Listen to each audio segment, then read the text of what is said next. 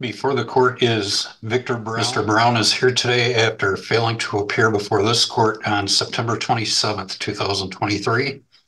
Bond is currently set at $985. This is the seventh bench warrant. He reports no employment. Last payment made on this account was in September of 2021. Front of the court recommends that a reasonable bond be set in this matter and to be scheduled for hearing on March 13th, 2024 at 8:45 a.m. before this court. Thank you. Mr. Brown, you're before the court charged with civil contempt of court due to your failure to pay child support and related expenses, failure to appear at a prior hearing, and purpose of this hearing is to set a bond that would assure your tenants at the next hearing on March 13, 2024 at 8:45 a.m. You will get notice of that in writing. Are you able to post a bond, sir? No, sir. But I am doing a little side work right now, so I should be able to make a payment here soon and make it to court. Okay. Well, the court does note that it's been approximately 2.5 years since you've made a payment, so the court's considering that. You have 7 prior bench warrants. Court is taking all that into consideration, but I'm going to reduce your bond in hopes that you can be released. I'm set your bond in the amount of $500. If you're able to post that, you'd be able to be released. Do you have any questions? No, sir.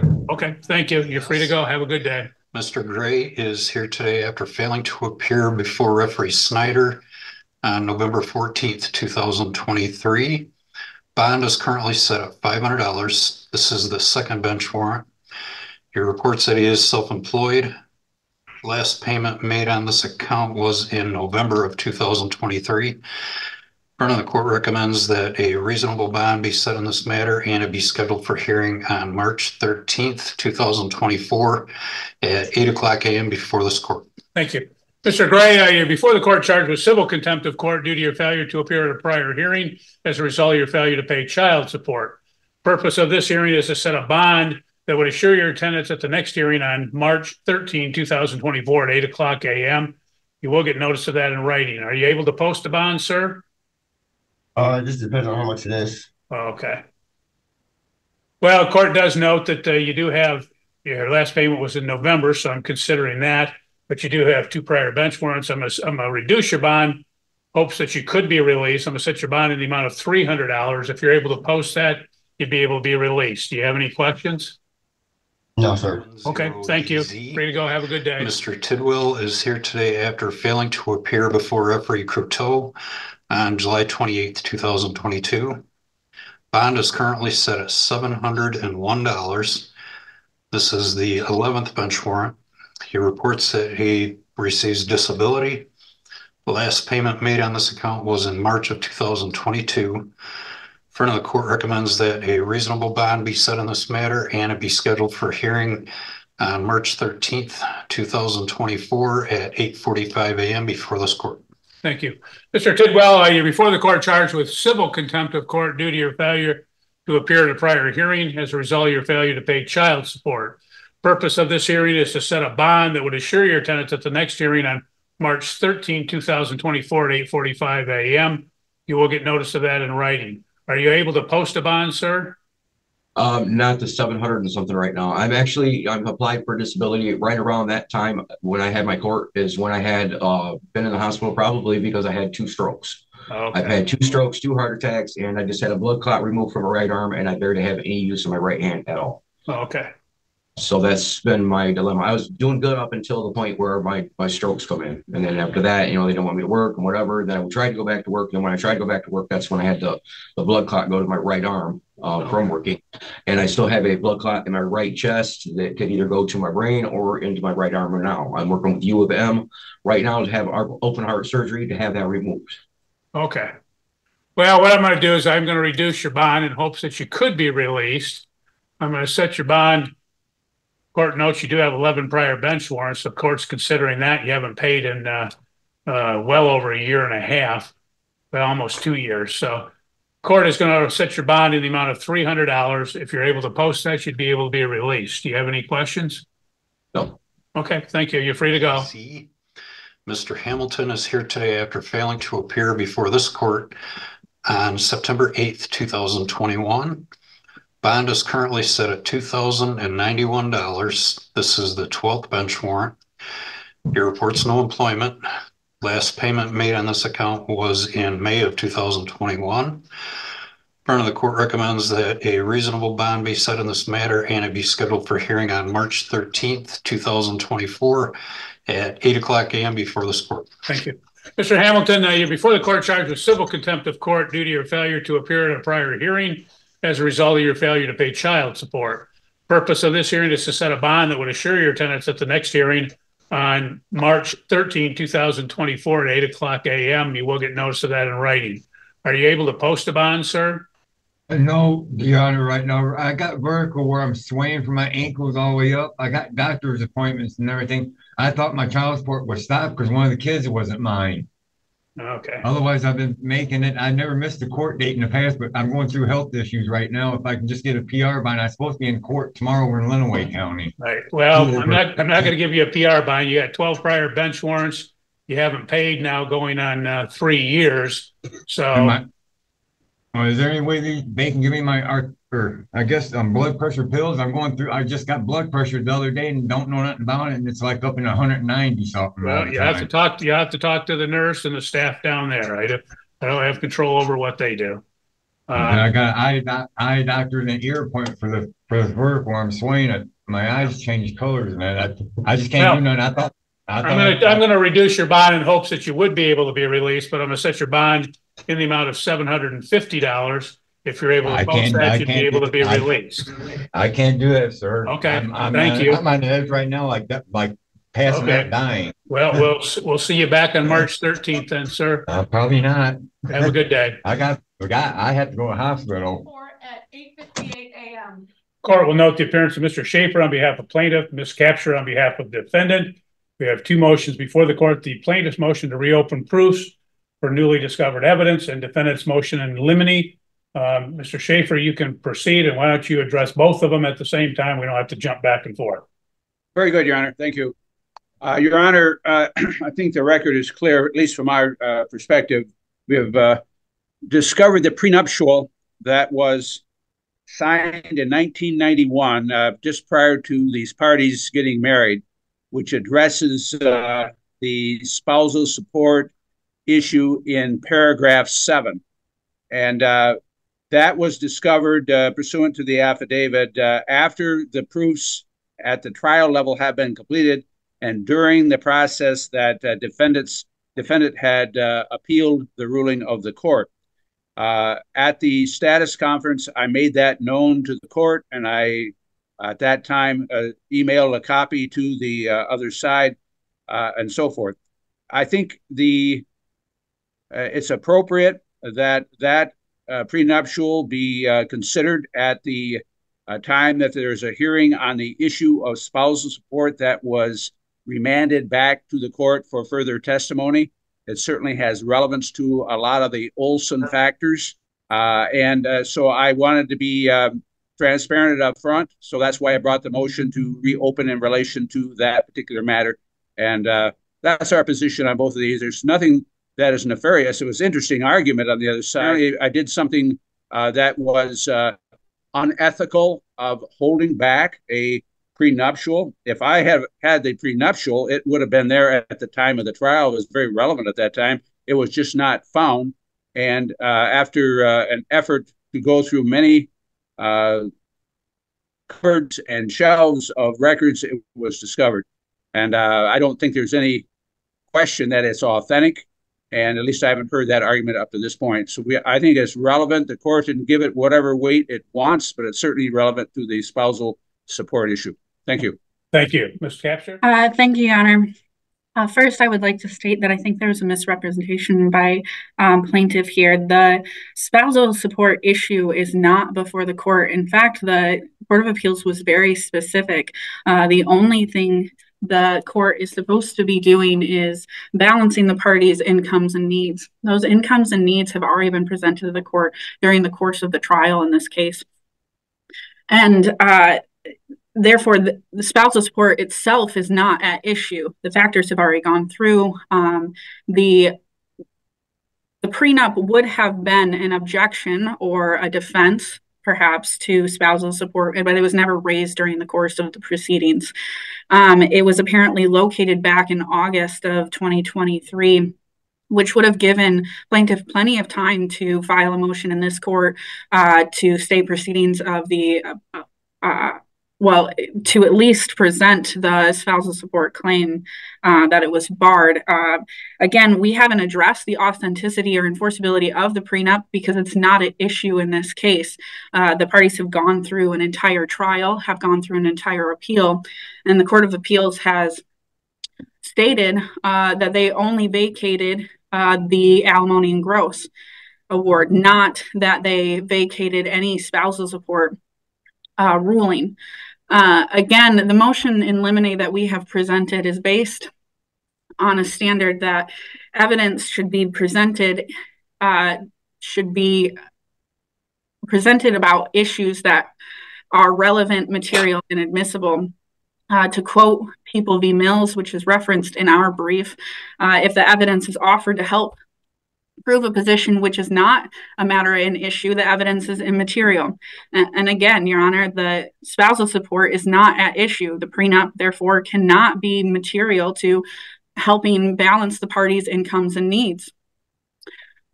Lastly, Your Honor, or moreover, we have stated that plaintiff has waived his right to bring the prenup. This is a concept, the raise or waive concept is something followed in Michigan courts. People v. Pipes states that in order to properly preserve an issue for appeal, a defendant must raise objections at the time when the trial court has an opportunity to correct the error. Again, we have gone through an entire trial in this matter. Plaintiff had numerous occasions to bring up the issue of a prenup and never did. He states that in his response to our brief that defendant had an opportunity to bring the prenup, but defendant was never requested during the course of discovery to present a prenup. And if we did have a prenup, we would have presented it. We didn't have any location. Apparently it was difficult to locate, which is why it took them until August, allegedly, to locate the prenup. However, once located, it did not come across our desks. It didn't get presented to the trial court when it should have. Again, Your Honor, the issue in this case is very limited. The parties' incomes and needs have already been presented to the court. There's been ample evidence presented. And this is simply a new issue that plaintiff has created costs and additional hardship on defendant. It's clear that plaintiff is utilizing his superior financial condition and more extensive resources to out-litigate defendant.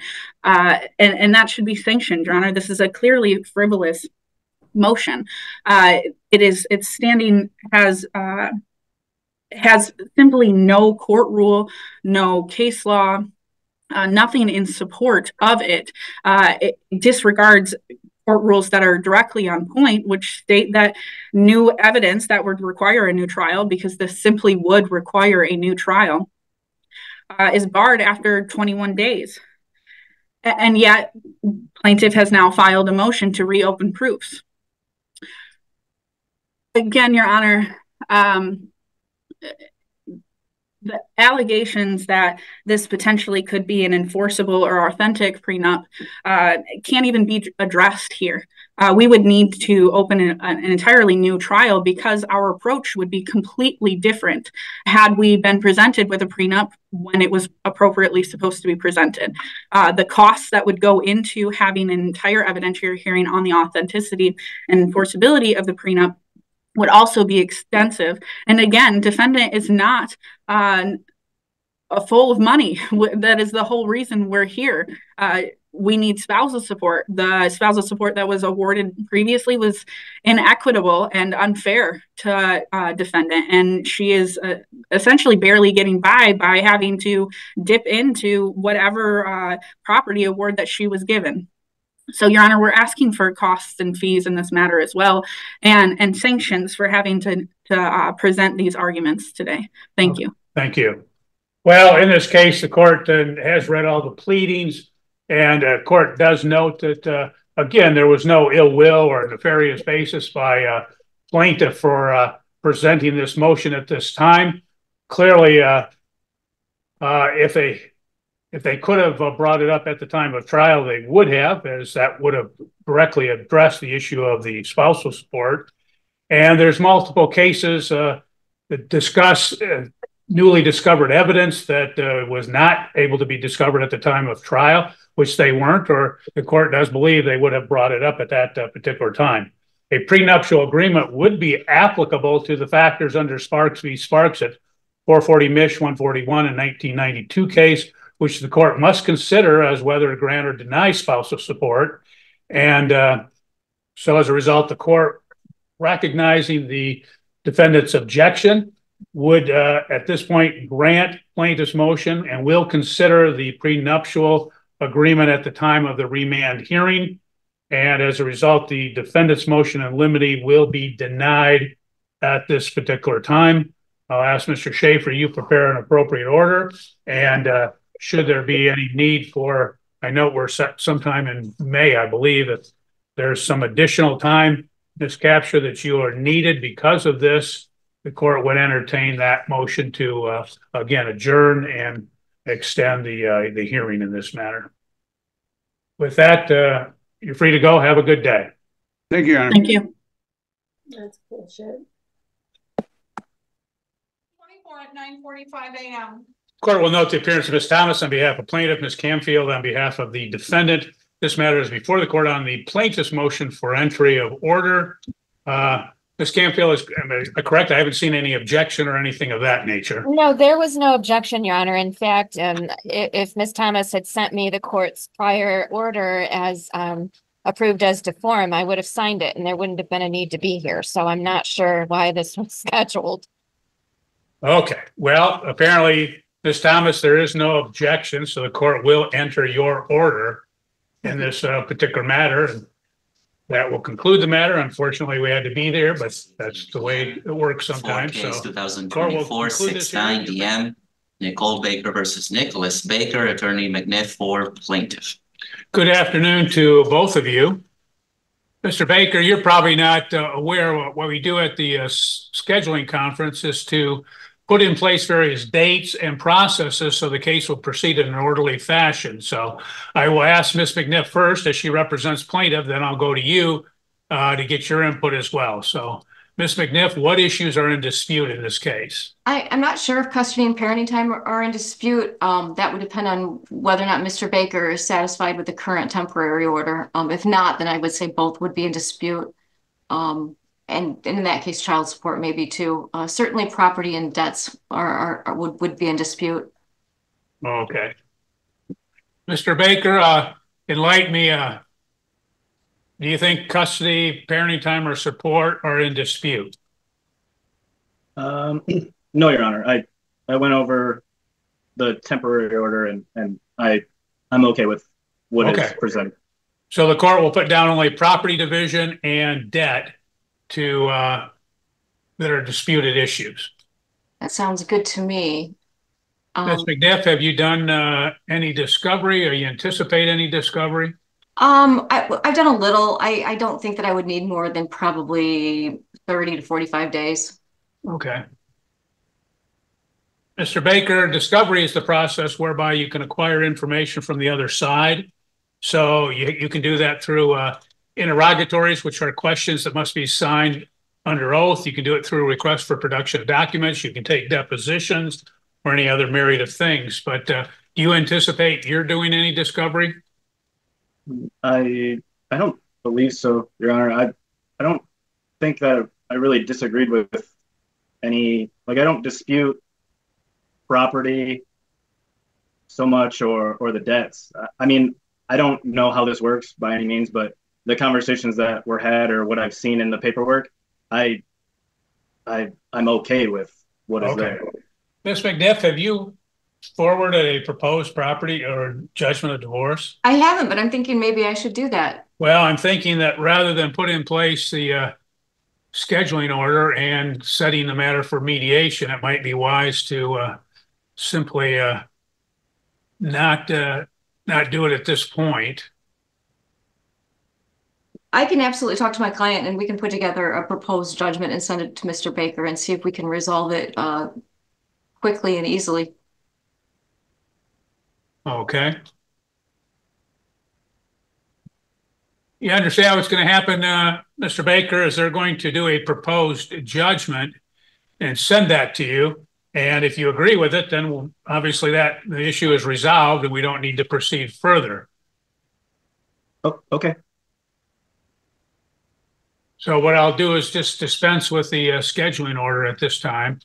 And that way we don't have to do that. That sounds like a good plan to me, Your Honor. Okay. What we'll do is probably set it out for about 45 days for a status conference and then see what happens, see where you've been, where you're at that time, and see if we have to proceed further. Great. Okay. Thanks, Judge. Thank you. Have a good day. You're free to go. Attorney Capture for defendant. Good afternoon to both of you. I'll go to you first, Ms. Doherty. In this matter, I've of course been apprised that you have settled this matter prior to mediation. Is that correct? Yes, Your Honor. Okay. Ms. Capture, is that accurate? That is accurate, Your Honor, and we submitted for FOC approval on February 26th. Okay. We don't have the approval yet, but No. we have a few days to wait anyway for the time frame to run. So that's not an issue at this point, but should be. We were going to take proofs. Ms. Capture, were you going to ask questions or you wish the court to do that? I can proceed. And you are the plaintiff in the matter of divorce with a minor child against Stephen Doherty? Correct. And at the time, or do you recall filing a complaint for divorce on September 14th of 2023? Yes. And at that time, were you a resident of Calhoun County for 10 days and a resident of the state of Michigan for 180 consecutive days? Yes. And were the allegations in the complaint true at the time the complaint was filed? And are those allegations still true today? Yes.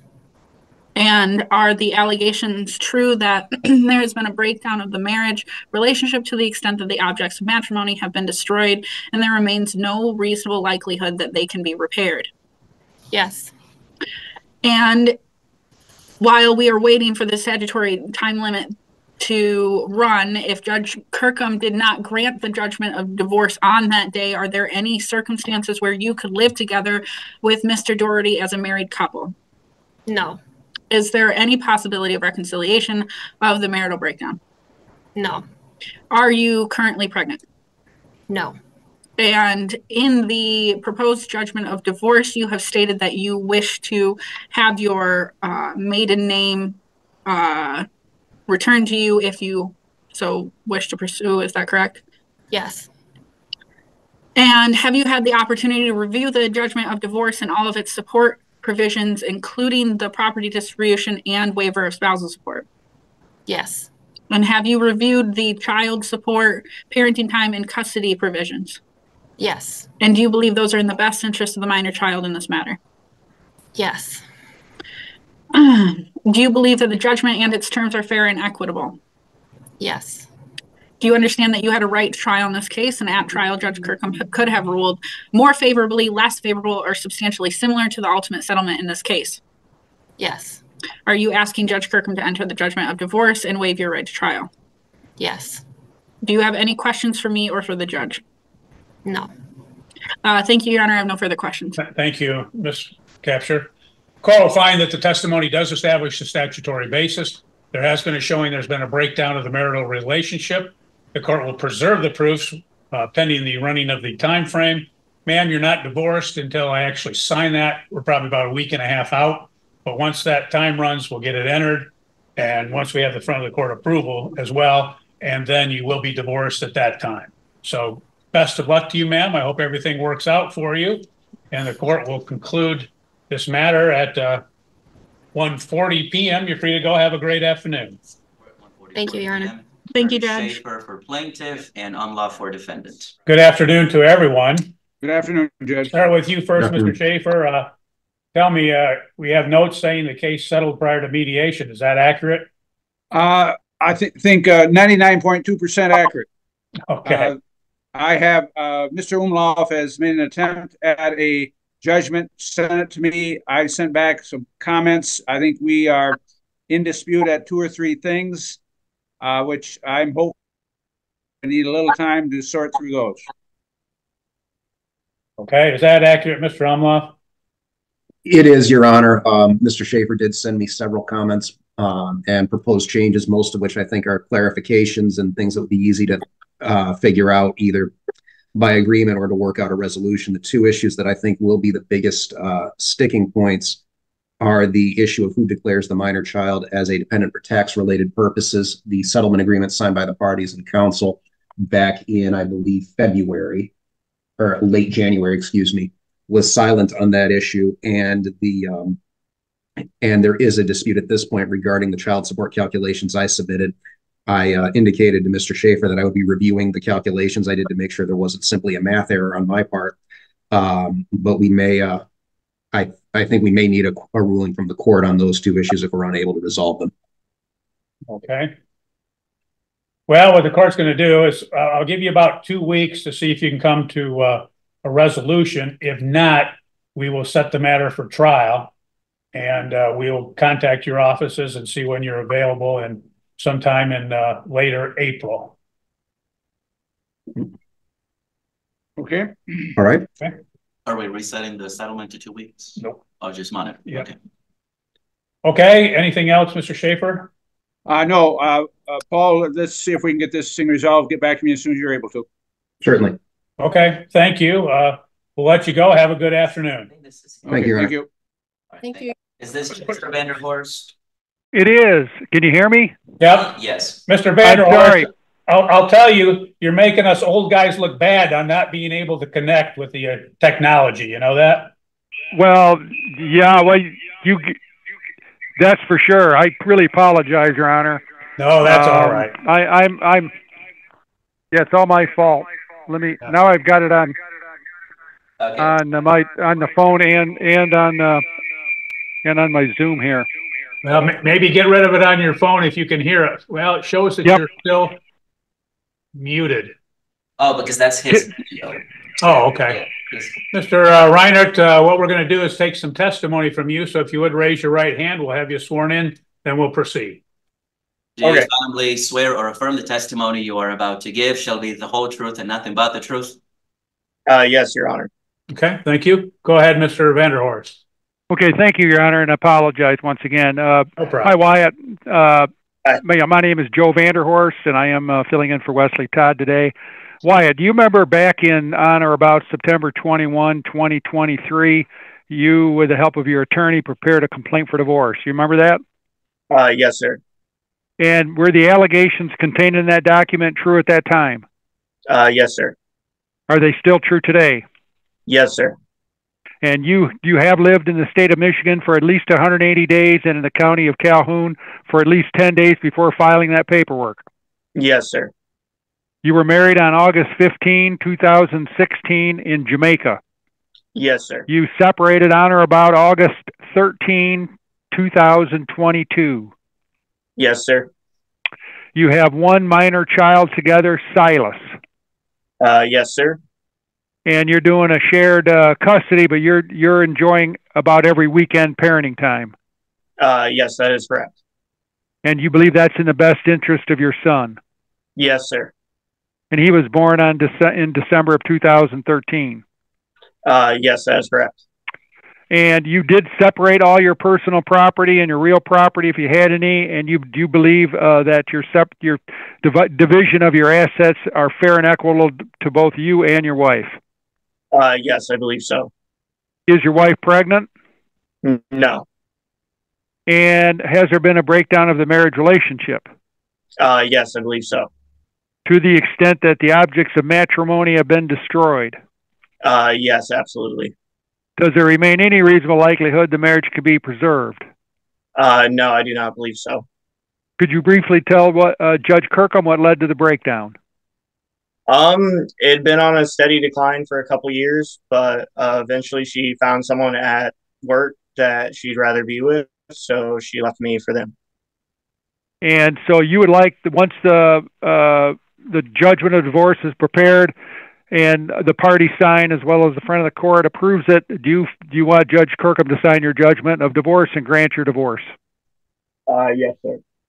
I have nothing further, Your Honor. Thank you. Court will find that the testimony does establish the statutory basis. There has been a showing there's been a breakdown of the marital relationship. The court will preserve the proofs at this time. Mr. Reinert, the time frame is not yet run, so we can't complete it until later March.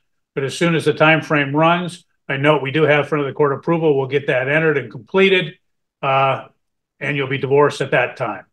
Okay. Best of luck to you, sir. I hope everything works out for you. We'll end this matter at 1:52 p.m. You're free to go. Have a good afternoon. Attorney Thank you, Your Honor. plaintiff and defendant is not here. Thank you, Wyatt. Okay. Thank you. Well, Ms. Bendelay, enlighten me. I see that the defendant's not present. Looked like she didn't contact the mediator. She didn't pay the mediator fee.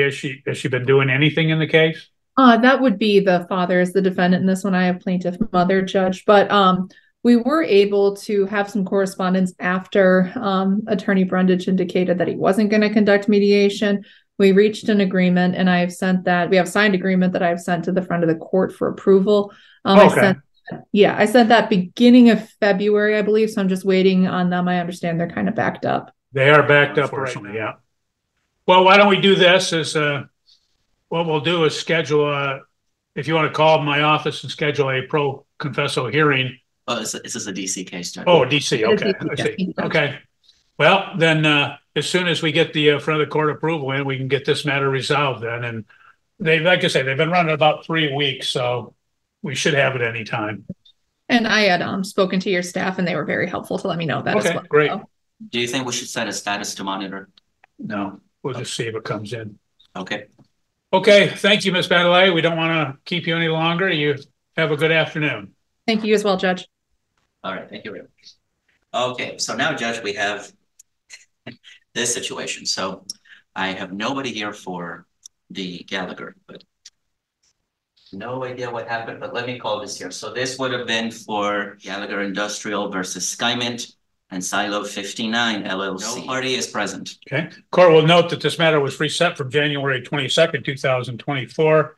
None of the parties have appeared. I don't think we've received any judgments or anything in this matter to conclude it.